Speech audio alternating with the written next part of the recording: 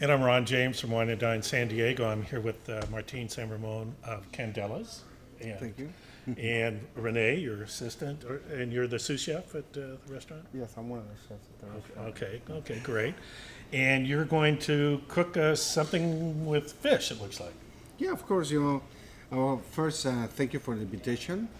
Now, I would like to, cook something or some of the dishes that we do at Candelas. Okay. This is not actual on the menu, but it's some of the specials that we have every single night. Okay. So let me start with the most important thing is that you have a nice piece of fresh fish.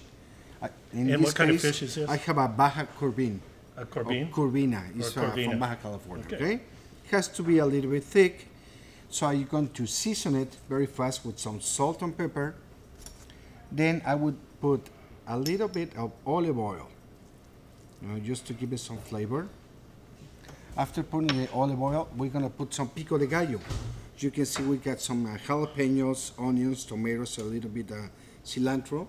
Okay. On the natural juice. So people can make this at home, or they can pick it up at Trader Joe's. Yeah, or or like they that. can. Yeah, they can make. It's very simple to make. Right. Just they gotta be sure that they take out the seeds, otherwise the flavor is gonna be very strong. And is it serrano peppers? Yeah, it's serrano peppers. Okay. So you see, we put a little bit of cover. Then I get some butter. It will give a very nice flavor. Okay. And I will wrap it. Ah. After I wrap it, then I have some of the bamboo sticks. I'm gonna put it in both sides. I have to make sure that it doesn't get open. Okay, because after this we're gonna kind of like saute and bake it. I will cut it in half to make a nice medallion. You can see it. Looks a little bit oriental. Yeah, it looks great already. Great. Then I just put a little bit of more olive oil, And you just put a little salt on it. Yeah. a little more salt, and then we have the pot. Let me bring it here. So as you can see it, we don't have anything yet. Well, I'm just gonna add some olive oil on it. The temperature is in the low, a little bit low, and I will start to cook it. Okay. I will add a little bit of butter, just a little touch, and then goes direct to the stove. In case that you want to do it, you can do it at the oven. To make it faster, well, I'm just gonna cover it with a little bit of aluminum foil. And we're gonna let it cook probably 6 minutes, okay? Then after that, I will explain you what I have for the sauce. Now, this is an induction oven or an induction range. Is that what it's called? Yes, that's induction. Okay. When you cook it here, it cooks very fast, but you have to be careful. Okay. Okay. When these stoves were introduced, let me just talk about a little bit. There is a world competition. It's called the Bocuse d'Or. Bocuse d'Or is the World Culinary Cup that happens in France every 2 years. Right. In 1995, I was part of the Mexican team. We went to Lyon, France to compete. And for the first time, I saw an induction stove. So when I come, I say, well, how this works, You are right in the middle of the competition. And then you go and you start to see the stove and say, well, this is not electric. How is it going to work? Then I turn around because I need to do something very fast. So most of the chefs, nobody was used to working with induction stoves. So most of the time, all the food start to get burned until the French came and started to explain to each different team, how to start to work with it. Yeah. So there was a very good experience, Those French will do Put in a anything piece to of- win, won't they? But they didn't win. They did not. But by the way, Mexico did Oh, 5 did places you? in the world. We did that. That was the first time we did. Out of 39 countries, we were 5. Oh, that's so that great. was very good. That's Okay? great. Now, Ron, let me tell you a little bit of what I have here. For the sauces of the fish, we're gonna put 2 different colors. We had the huitlacoche. Huitlacoche is a mushroom from the corn. A lot of people, they throw it away. In Mexico, it's a delicacy. So what I did is just the natural way. You just roast it, cook it, salt, pepper. Then you can put some onions, garlic, jalapenos, and then I put it in the blender. When you put it in the blender, on the barbecue with a little bit of water to make it thinner. So we have this base. This is what I'm gonna use for the sauce.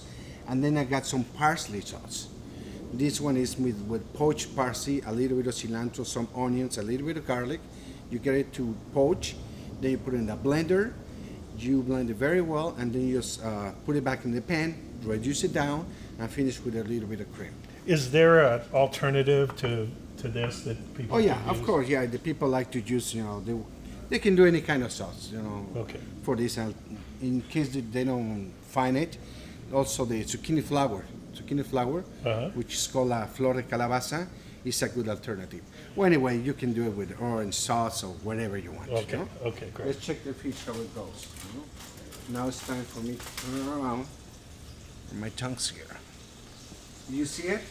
The bottom starts to cook. So it looks very nice. I just have to be very careful. And even with the sticks, I like it.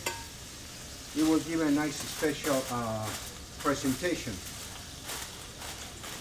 The fish, you just have to be careful that you cook it the right way, otherwise it gets dry. Okay? Do you source your fish mostly out of Baja, or is it?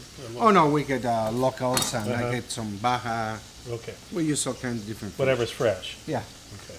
So I'm gonna warm up this sauce. The parsley.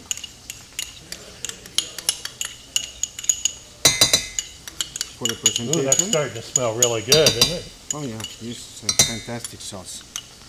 And it has a little bit, like I said, a little bit of cilantro. You can see it. I'm just It's a beautiful sauce. using low heat, okay?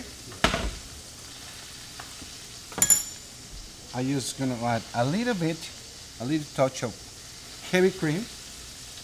You watch out for that. A little heavy cream. And let's check how our fish goes. That's fine. So it cooks up pretty quick here. Oh yeah, it will. So I think the fish is already ready to go. And let me put this here on this side. Can we put it here? Yeah. It won't happen anything, right? It's okay? Okay, so we got the fish here. In the pan, you're gonna see some of the flavors, they stay here. All right, so this is what I do. I just take out the rest of the fat. I will add now the huitlacoche into the same pan because I want to get a flavor from the bottom. It has that earthy smell. It's like mushroom. It's a mushroom. It's not that it's something that is bad. It's something that grows, no, it's good in a good way. Yes. Funny strainer. That should be there. So you see the sauce. We start to warm it up.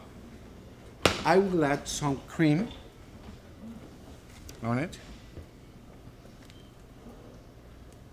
to make it a little bit thinner, and then that's what I need it with.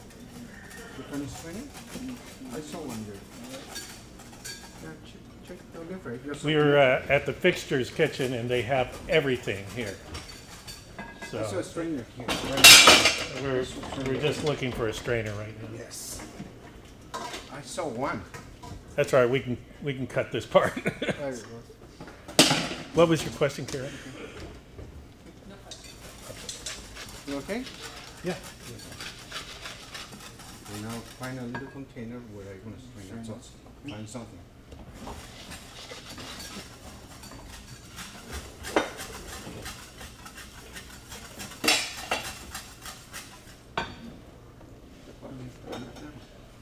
Okay.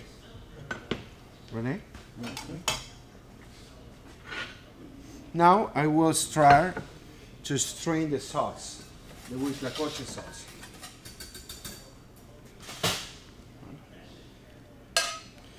Because it was a little piece of the fish there. Right. So we don't want that, okay? Right, and you use the same pan as you use for the fish. So I want to get a flavor. Yeah. I want to get a flavor. And now the presentation is going to be very, very simple. Okay. There we go. Okay. So we have the sauce. We're ready to go. Okay. So now I have my plate. I'm gonna put the fish right here in the middle. I love this presentation that you're looks doing. very tender. Yeah, yeah, okay. yeah. Let me use this one. This clip. Now we're gonna put it with lecoche. I'm gonna put it on the top of the fish to give it a nice color. You know, it's something that I have learned into the cooking is that presentation is very important. You eat with your eyes. Of course. Yeah. Now, just put it there.